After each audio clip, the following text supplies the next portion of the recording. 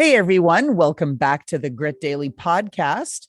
We've had a little bit of a name change here. We were formerly known as the Like a Boss podcast, but we're going with something, well, a little grittier. It's going to be called the Grit Files from here on because we want to get to the real truth behind entrepreneurship. It's been so overly glamorized, and it's not that easy. It takes a lot of work and a lot of passion and a lot of tenacity. Just ask our next guest here today, Dr. José Morey. He is known as the Intergalactic Future Guy. And here's the Intergalactic Doctor. Here's why. He has been summoned by NASA, worked with the White House, worked with MIT, all kinds of groups in science and engineering. You're thinking, what does he do? Well, he's all about technology and innovation on the interesting side of things, like artificial intelligence and how that's going to transform medicine and healthcare. And without stealing any more thunder, let me turn things over to Dr. Morey. Hi, Dr. Morey. Thanks for being on our show. Hey, Loralyn. Thank you so much for having me. I really appreciate it. Well, without me slaughtering all of the wonderful bits and achievements that you've done, maybe you want to give our listeners the 1 minute sort of overview of Ad Astra, all of the kinds of things that you guys are up to now.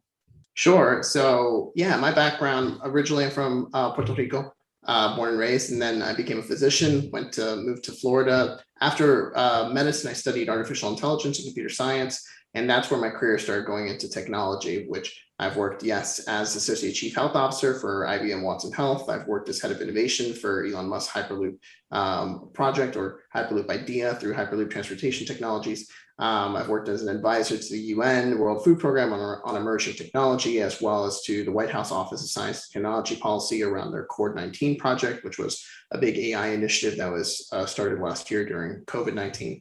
I've worked as a consultant for MIT in various accelerators.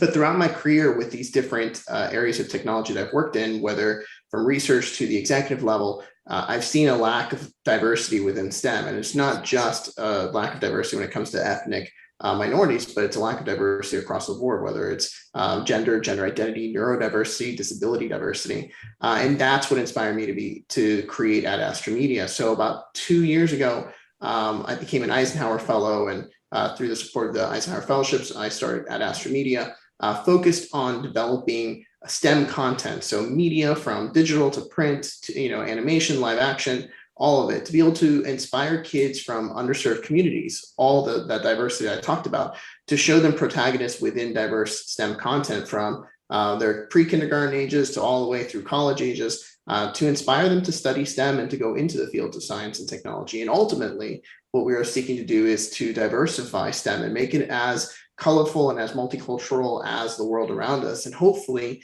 as different individuals go into these fields of STEM, we can have the comorbidities that go along with not being in the STEM industry, which is STEM is what's driving the economies across the world. So that's the higher salary income jobs, higher socioeconomic jobs. So those are the things that we're looking to do, to have all the things associated with not being part of that income bracket to go away slowly, whether it's the fact that there are nutritional divides, healthcare divides, educational divides, digital divides.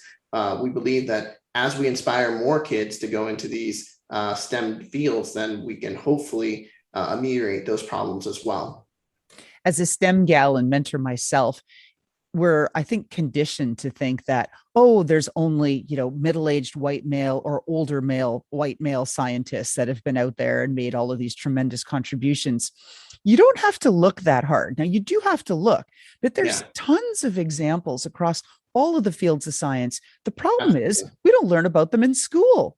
Absolutely, 100%. It's a multifaceted problem. You're 100% correct. It's not just the fact that, yes, the numbers are abysmal in some areas when it comes to like engineering degrees coming out. I think at least the PhD level is 2% African American females. So there is a numbers problem. We know that the numbers problem is there, but the other problem is really a PR problem. It's the fact that we as scientists as a whole aren't very good at promoting diversity. First of all, we know that there's a problem with a lack of diversity, but then the diversity that is there, we're not pushing it forward. We're not highlighting and showing the amazing things that we have from scientists that are in the LGBT community or females or BIPOC or diverse, other types of diversity of scientists. So yes, it's a multifaceted problem. So it's not just the numbers, it's the fact that the few numbers that are there aren't being highlighted to show them as role models for the future generation of kids to be inspired and kind of follow their footsteps.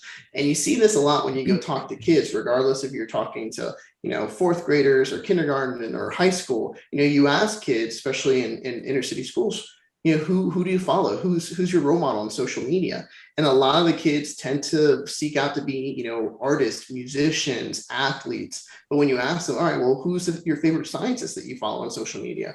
It's usually crickets. And that's something that we're trying to solve. Oh, I love that. It's so, so, so needed. And one of the things that, we're really curious about, like on this podcast, is sort of the story behind the story. Because not everything always goes to plan. And even along the path of diversity, these diverse young scientists and other STEM folks that are in the making of careers, they've been stalled or thwarted by various things, just again, conditioning, like you said, and everything from, the media to opportunities to all of that. What's the message you'd like them to tune out rather than tune into? The message that I would like them to tune out is that STEM is not for them. That is the message I want them to tune out. I want everyone, regardless of where you're from, where you were born, what was your original language, where your parents came from. I want you to realize that STEM is for you, that you deserve to be in STEM just as much as anybody else, that there is nothing that disqualifies you from being and following a STEM career. And if you want to go out and be a PhD in mathematics and teach, if you want to go out and study robotics and create, the next amazing kind of invention, that is absolutely within your wheelhouse. That can be you. You can do that. You want to be a physician, you want to be a nurse, you want to be an environmental scientist, marine biologist. All of those things are at your disposal. There is nothing that disqualifies you from being in those STEM roles. And you're a diverse STEM leader and an inspiration, and you've been able to build up. But I imagine that there were some hardships along the way, Dr. Morey. What would you care to share? Okay, we're not trying to dig personally or anything on that stuff, but what would you like to share? That I'm sure things haven't been always easy. Absolutely. And I appreciate the kind words. I aspire to be hopefully a leader. That's something that you try to do in whatever capacity or role you have, because you have to understand that you have a responsibility coming from a diverse community, you being a woman in STEM, understanding that the representation is a huge problem. It's needed. Representation matters. Tying it all together is that old saying, if you can't see it, you can't be it. So just being there makes a difference for the future generation in so many ways. It's so difficult to quantify. Something that I would say, though, specifically from my own journey is realistically, the same struggles that you feel or face when you're trying to get into the field, those don't go away. Just because you might progress in your career, it doesn't really get any easier. You're still going to be facing inequality or pushback in various ways. And the thing is, sometimes they get exacerbated because as you go through and shatter new ceilings or reach new heights, you again are then perhaps one of every time, one of maybe the first woman to do X or the first Hispanic to do Y. And then you're the lone representative of your community within whatever you're doing, whatever industry, whatever goal you're doing. And just because you may have faced some bigotry in some capacity or even unknown bias that people might have, unintentional biases that people might carry with them, it doesn't really get any better, even if you make it to the C-suite or make it to the board of whatever. It doesn't actually get any simpler. And so looking into the future is like, oh, okay, if I can get to that level, all these things that I feel being the only person or being kind of the odd person out, it actually doesn't go away. It's still there, because for the most part, as you're progressing in these fields, you're always going to be either the only one, or the one of a handful. So that is something, that kind of pressure that you might put on yourself or culturally on yourself, or the biases that you feel like you might be facing now at whatever level you are in, it doesn't necessarily get easier, even though you may progress in your career. Now, people can hear that and be completely discouraged by it, or they can say, okay, that's a bit of reality.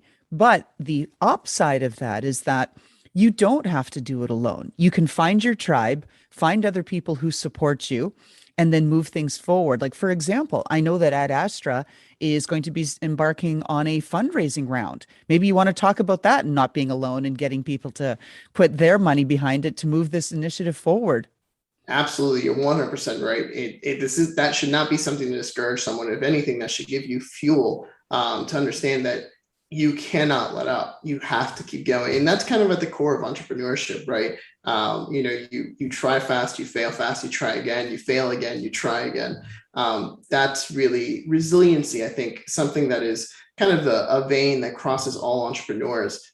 Because at the core, you're trying something new for the most part. People are trying to solve something that hasn't been solved before. And when you're the first or the first of a few that are trying to solve it, you're going to stumble and you're going to find a lot of roadblocks in you trying to solve that. If not, someone would have already done it. And there wouldn't be a problem there to solve to begin with. There would be no need for entrepreneurship in that realm. So that's something true. But yeah, we're looking, and you need to, and you always find the coalition of the willing. You always find that your tribe or your family, the family that you choose, that tribe that you choose as you progress through life and as you progress through your career. And you have to find them, because anything that's worth doing is hard. There's nothing that's worth doing that's easy, and anything that's worth doing requires a good tribe to follow you. There's that old adage, I think it's an African adage, says if you want to go far, go together. If you want to go fast, go alone. So it's really easy to go fast by yourself, but if you truly want to go far, you have to go with a whole cohort, and you have to find that coalition of the willing to be able to help you along your journey. And yes, we're about to embark into an equity CF raise. We're going to be looking to raise $1 million. We're going to be launching on the Ignite portal, which is a portal similar to other kind of crowdfunding, equity crowdfunding portals, with a caveat that it's focused specifically on social impact companies, which is that's what we are. Social impacts, as for what anyone that's listening that doesn't know, are companies that are revenue generating companies that are looking to be sustainable, but also have that other aspect to them of trying to move the needle forward for humanity in some aspect. And ours is to diversify STEM. Now, this is the perfect question, I think, for you, the Intergalactic Doctor. I'm an alien, and we're in the future, and you're talking to me about Ad Astra. Tell me in a quick nutshell, what have you achieved? What we've achieved is we've reached over 4.5 million kids in less than 2 years across 5 continents. We've developed live action documentaries that have touched kids from Tanzania to Turkey to Pakistan and Indonesia to Memphis, Tennessee, and Dallas, Texas. And we're having more and more kids just dream about being the possibility of whatever they want to do. We've gone from having 0 books to having almost 15 books in 3 different languages, from Spanish to English to bilingual books to books in Dari, which is the most commonly spoken language in Afghanistan, for our new Afghan neighbors that have come over to be able to provide their kids with books here within the United States. We have a comic that comes out weekly that it gets rave reviews, and we've won awards for that. We've done 2D animations, 3D animations, and we're working with a bunch of partners to do really amazing things both here in the United States and abroad. And now we're starting to develop educational modules with diverse characters within STEM that teachers or parents of homeschoolers can actually do hands-on learning based on our books. So that the kids can see representation, not just in the fun stuff that they can buy and purchase and have at home, but also in the stuff that they have within schools. So, and our content is growing, and our brands are growing faster than ever. Oh, I love it. I hope we get to be having that conversation over some, like, I don't know, exotic beverage on some foreign planet, right? At some point. Absolutely. Let's do it. Yeah. Yeah. Now, if I asked you to write the headline for your life, give me the headline, Dr. Morey. What's the headline? Never satisfied. That's the headline. There's always something to improve. There's always someone that can be helped. There's always something that you can do, whether it's big or small. I'm never satisfied with the status quo. We talk about, there's so many great things out there, but now new things are coming out, like the metaverse that people are talking about. And even we've seen a bunch of games going back to like SimCity, to Minecraft, to Fortnite.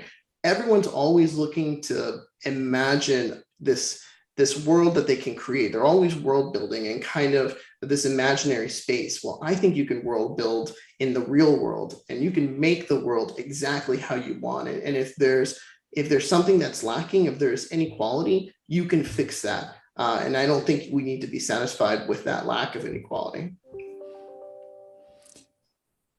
And this is fantastic. I mean, these are all very heavy subjects, but on our last question, just to wrap up the podcast, I always ask if there's a pair of shoes or boots or something that best represents your personality. Now, I'm thinking maybe it's like moon boots, but maybe not. What is that pair of shoes or boots, and why does it speak to you and your personality? A pair of shoes or boots that personify my personality. That's really interesting question. I would say if I had to pick one, that's tough. I definitely either, something comfortable and that you can traverse into other planets for sure. Because it's a journey. So you want to be ready to go as far as it's needed to go. And if that takes you to another world, absolutely, why not? All right. With that, we're going to get this podcast out here. And thank you so very much, Dr. Morey, the Intergalactic Doctor. Be sure to follow him and Ad Astra on this planet through Twitter, the Twitterverse, and everywhere else. Thank you so much. Thank you, Loralyn. And how about that fantastic intro by Touch Circle?